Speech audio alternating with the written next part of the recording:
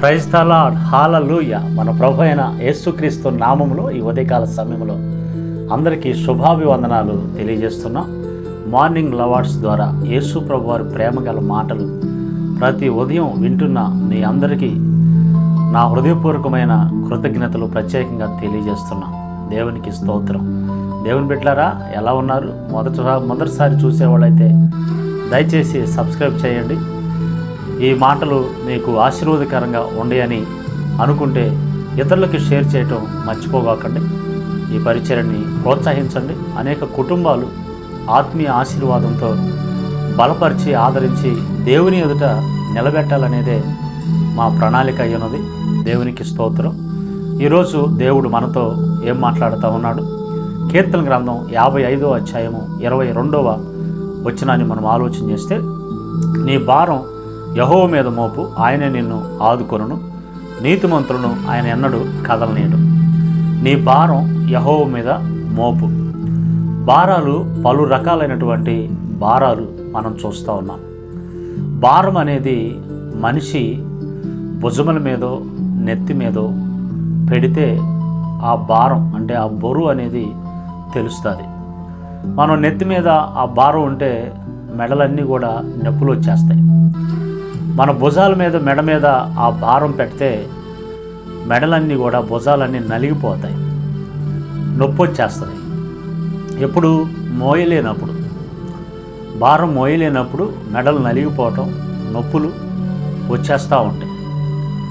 ఆ పరిచర్యలో కొన్ని మందిరాలు కట్టడానికి కొన్ని తుమ్మ మొద్దులు, అడవిలో కట్టెలు అలాంటివి మోసా నేను.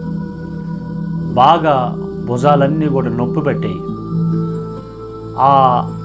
ఆ రాపిడికి భుజాలు ఇక్కడ ఈ భుజం అంతా కూడా మంట పట్టి గాయాలయ్యి ఇప్పటికి కూడా మచ్చలు ఉన్నాయి. భారం అనేది మనుషులు చాలామంది మోయలేక కృంగిపోతారు, అప్పుడు కింద పడిపోతారు, చాలామంది నలిగిపోతూ ఉంటారు. అందుకని యేసు ప్రభు ఏమన్నాడంటే, నీ భారం నా మీద పెట్టు, నీ భారం యెహోవా మీద మోపు, ఆయన నిన్ను ఆదుకుంటాడు. కాబట్టి దేవుడు అంటున్నాడు, మోయలేని నీ భారం, నలిగిపోతున్నా, కృంగిపోతున్నా, గాయాలైపోతున్నా నీవు ఆ భారాన్ని యెహోవా మీద మోపు, దేవుని మీద పెట్టు. దేవుడు దాన్ని తేలిక చేసేస్తాడు, దేవుడు దాన్ని భరిస్తాడు. నీవు అప్పుడు తేలికైపోతావు, సంతోషంగా ఉంటావు, ఆరోగ్యంగా ఉంటావు.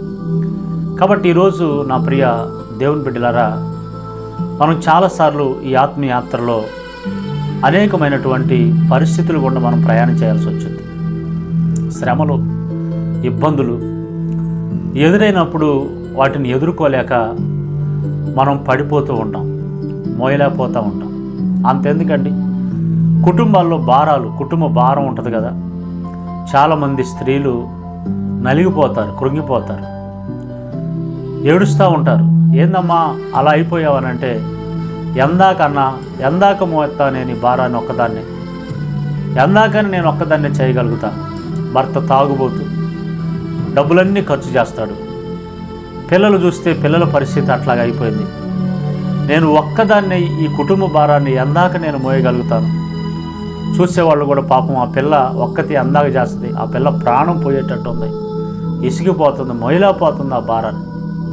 ఈ మాటలు వింటున్నా నా ప్రియ దేవుని బిడ్డ, కుటుంబ భారాన్ని మోయలేక, ఆర్థిక భారాన్ని మోయలేక, పాప భారాన్ని మోయలేక, కృంగిపోతూ నడవలేక నీ ప్రయాణం అక్కడే ఆగిపోయి ఎటూ తోచని దిక్కుచో పరిస్థితుల్లో ఎవరైనా ఈ భారాన్ని కొంచెం మోస్తే బాగుండు అని అనుకుంటున్నావేమో. సంఖ్యాకాండంలో మోషే దేవునితో ఒక మాట అంటాడు, ఈ ప్రజలు ఇంతమంది ఉన్నారు, వీళ్ళందరి భారాలు నేను ఒక్కడిని మోయలేకపోతున్నాను, దయచేసి నన్ను చంపేసే అంటాడు మోషే. ఈ ప్రజల భారాన్ని నేను మోయలేకపోతున్నా, దయచేసి నన్ను చంపేసే అంటాడు. అంటే దేవుని దగ్గరికి వెళ్ళాడు ఆ భారం. అప్పుడు దేవుడు మోషేకి కొన్ని సలహాలు ఇచ్చి ఆ భారాన్ని కొంచెం తేలిక చేశాడు. నా ప్రియ దేవుని బిడ్డ, ఈరోజు నీవు కూడా అదే భారం దేవుని దగ్గరకు తీసుకొచ్చి దేవుని దగ్గర పెట్టడానికి నువ్వు ఇష్టపడతావా? ఆలోచించి. నేను నా పరిచర్యలో ఎన్నో సంఘాలు భారంతో బాధ్యతతో ప్రభు కృపను బట్టి కట్టుకుంటూ వచ్చాం. నేను సేవ చేస్తున్న ప్రాంతాల్లో 6-7 సంవత్సరాల క్రితంగా 200 సంఘాన్ని వదిలిపెట్టి వచ్చాను. నాకు ఇల్లు లేదు, చర్చి లేదు, 2 పిల్లలు, నా భార్య, నేను కట్టుకున్న బట్టలతో వచ్చాం. ఈ 6 సంవత్సరాల్లో నా పిల్లల్ని ఈ భారాన్ని నేను మొయ్యలేమేమో అని ఏ పని చేయను. దేవుడు పరిచర్యకు వచ్చా, దేవుడే పోషించాలి, దేవుడే నా బాధ్యత, నా బరువంతా మోసేదని దేవుణ్ణి ఆనుకొని నా భారమంతా దేవుని మీద పెట్టాను. పిల్లల్ని చదివించలేనేమో అనుకున్నా, దేవుడు నా పిల్లల్ని చదివించాడు. మా పాప ఇంజనీర్ పూర్తి చేసుకుంది, మా బాబు 3వ సంవత్సరం చదువుతున్నాడు. లక్షల ఖర్చు, ఇల్లు కట్టుకున్నాను, మందిరం కట్టాను. ఈ భారం అంతా ఎవరు మోశారు? దేవుడే.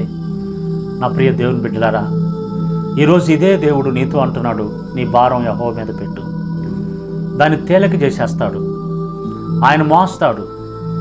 నువ్వు కృంగిపోవద్దు, నలిగిపోవద్దు. ప్రభు దగ్గరకు వస్తావా? మూర్ఖంగా ఉండగాకండి, భారాన్ని మోస్తూ మూర్ఖంగా ఉండగాకండి. ప్రభు దగ్గరికి రండి. ప్రభు నీ భారాన్ని మోస్తాడు, తేలిక చేస్తాడు. ఇంకా నా పరిచర్యలో ఎన్నో భారాలు ప్రభు మోసాడు. ఈరోజు నీ కుటుంబ భారం, నీ పరిస్థితి ఏదైనా, అది ఎలాంటి భారమైనా యేసు ప్రభు తేలిక చేస్తాడండి. నీకు సంతోషం ఇస్తాడండి, నీకు సమాధానం ఇస్తాడండి. ప్రభు నిన్ను రమ్మని పిలుస్తూ ఉన్నాడు. అందుకే యేసన్న గారు, భక్తుడైన యేసన్న గారు ఒక పాట పాడుతూ చరణంలో ఒక పాట, పక్షిరాజువై నీ రెక్కలపై మోసితివే, నీవే నా తండ్రివై నా బాధ్యతలు భరించితివే. పక్షిరాజులాగా ఆయన మనల్ని మోశాడు, మన భారం మోస్తాడు ఆయన. నమ్ము నా ప్రియ దేవుని బిడ్డలారా, ఆ ప్రభువును నువ్వు నమ్మి ఆ భారం అంతా తీసి అట్లా ఎత్తి ప్రభు దగ్గర పెట్టు. ప్రభు నీకు సంతోష సమాధానాలు కలగచేయను గాక. ప్రార్థన చేద్దాం. సర్వకృప అనేది యేసు ప్రభువా, మా భారం మోసే దేవుడు, భరించే దేవుడు. పక్షిరాజు మోసినట్లుగా మమ్మల్ని మోస్తూ నాయన సురక్షితంగా నడిపిస్తూ ఆశీర్వాద సంతోష క్షేమాన్ని కలగజేసే నీ నామాన్ని బట్టి స్తోత్రాలు. ఈ మాటలు వింటున్న నీ బిడ్డలు ఎలాంటి భారంతో ఉన్నారో వారి కన్నీరు తొడవబడి, వారి భారమంతా తొలగించబడి, వారు తేలిక చేయబడి సంతోషం సమాధానంతో నింపబడుదురుగాక. యేసు నామములో ప్రార్థిస్తున్నాం తండ్రి. ఆమేన్, ఆమేన్, ఆమేన్.